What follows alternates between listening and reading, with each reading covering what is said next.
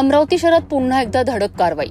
फ्रेजरपुरा पोलिसांनी व्यंकय्यापुरा परिसरात टाकला आहे छापा आणि उघड केलं गुन्हेगारीचं मोठं जाळं. नवनिर्वाचित पोलीस आयुक्त अरविंद चावरिया यांच्या आगमनानंतर शहर पोलिसांनी अवैध धंद्यांविरुद्ध मोहीम तीव्र केली आहे. गुप्त माहितीच्या आधारे फ्रेजरपुरा डीबी पथकाने 19 वर्षीय शेख वसीम उर्फ गुल्लू शेख हसन याच्या घरावर छापा टाकला.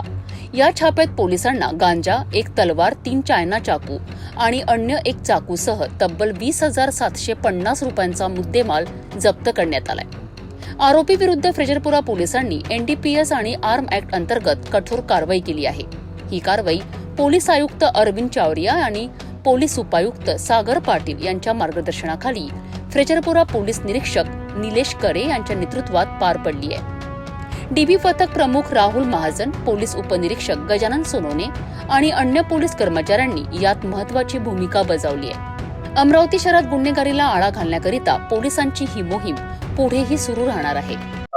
गांजाची जी कारवाई केली डीजी ऑफिसच्या आदेशाप्रमाणे आपले नवनियुक्त पोलीस आयुक्त चावरिया साहेब यांच्या मार्गदर्शनाखाली आपण गांजा विरोधी, अंमली पदार्थ विरोधी तसेच दारू विक्री करणारे, दारू तयार करणारे हातभट्टीवाले यांच्या विरुद्ध आपण आता कडक मोहीम राबवित आहोत.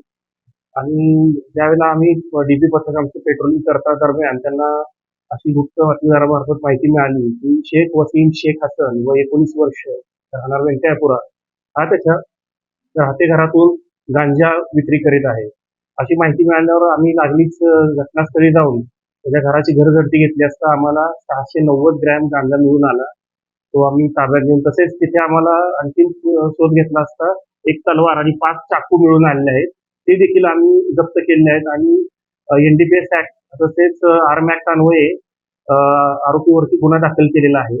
यापुढे देखील माझं एकच सांगणं असेल की जे गांजा विक्री करतात किंवा अंमली पदार्थ विक्री करतात त्यांच्यावर आमचं करडी नजर आहे आणि त्यांच्यावरती ह्या वेळोवेळी आम्ही कारवाई करू.